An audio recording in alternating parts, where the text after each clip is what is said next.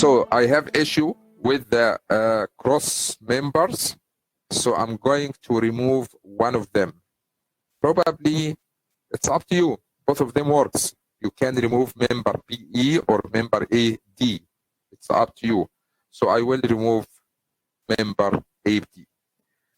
That means we have here concentrated load, concentrated load, concentrated load. Go ahead and figure out your reactions. We have one here, we have two here.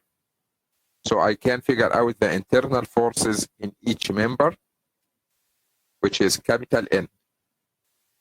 Second step, I need to remove all the external load.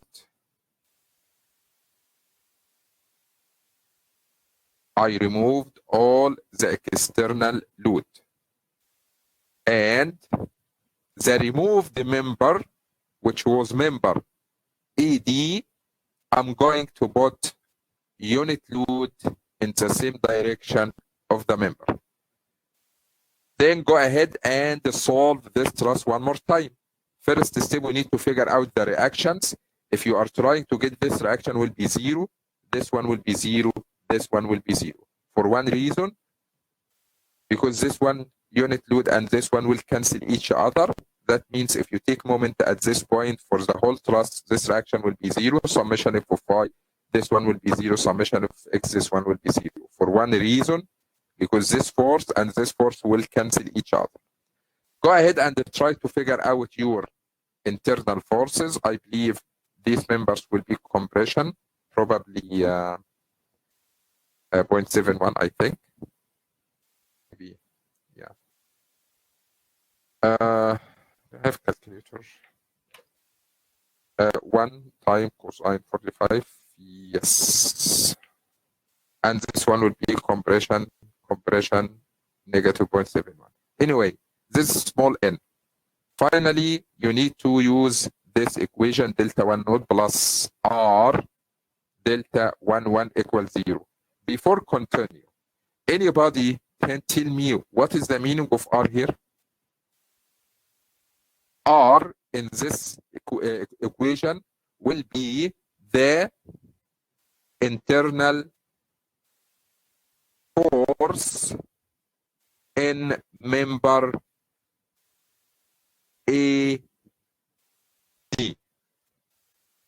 You removed member AD in the first step.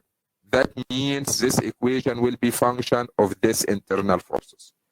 So you need to set up a table. Member L, capital N, small n. Then you need to set up another table to figure out the values of these terms. And finally, you can get the value of R. Any question? Did anybody get the value of R? Did anybody get the value of R? Yeah. Not me. Anybody?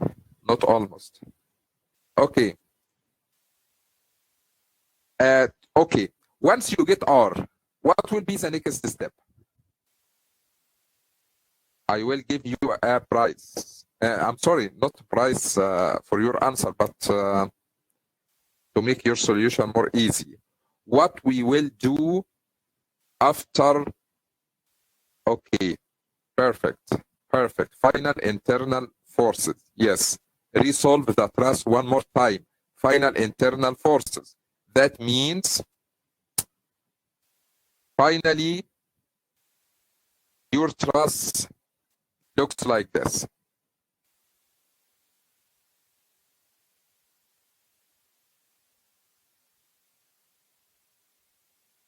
We have vertical force here, vertical force.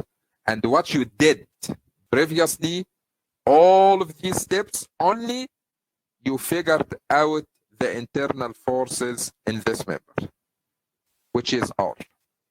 Do you agree? Do you agree? Perfect. I have another method to resolve this truss in 1 second. Your final internal forces in each member will be capital N in this member plus R times small n in this member. I'm sorry, what you mean? Okay, we are trying to get the final internal forces in this member, in the final. That's right. Don't try to solve this truss for the third time. No, go ahead and use this equation. The final internal forces in this member is called BC. So final force in member BC will be the capital N in this member. Go back and tell me what was the capital N in this member and put it here. Plus R that you solve it for in this equation. R time what is the internal forces, small n in the same member. So go back to your solution. What was the internal forces n in the same member, which was 0? Your final answer will be the final internal forces in this member. This is another way if you don't like to solve this truss one more time. You can get your final internal forces by this equation. The final internal forces in any member equal to the capital N in this member. You can get it from here because you already did. Plus R, the value of R that you got from this equation, time small n in the same member that you are looking for the final internal forces, and the small n in this member can be found from this one. Once you set up this equation for each member, you can get the final internal forces in each member. What do you think?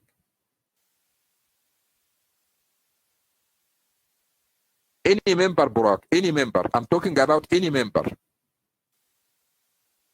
So any member you would like to get the final internal forces, you can use this equation.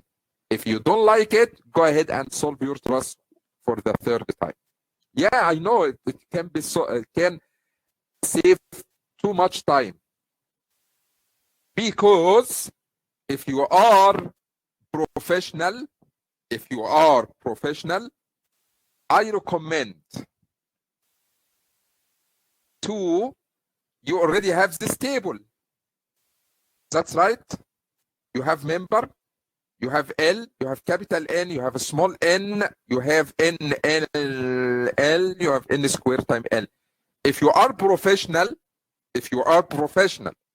okay, go ahead and construct a new column, which called capital N final.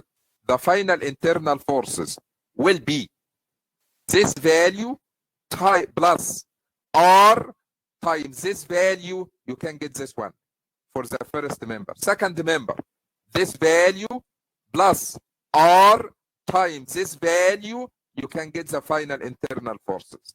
For the third member, this value plus R times this value, you can get the final one. Just piece of cake.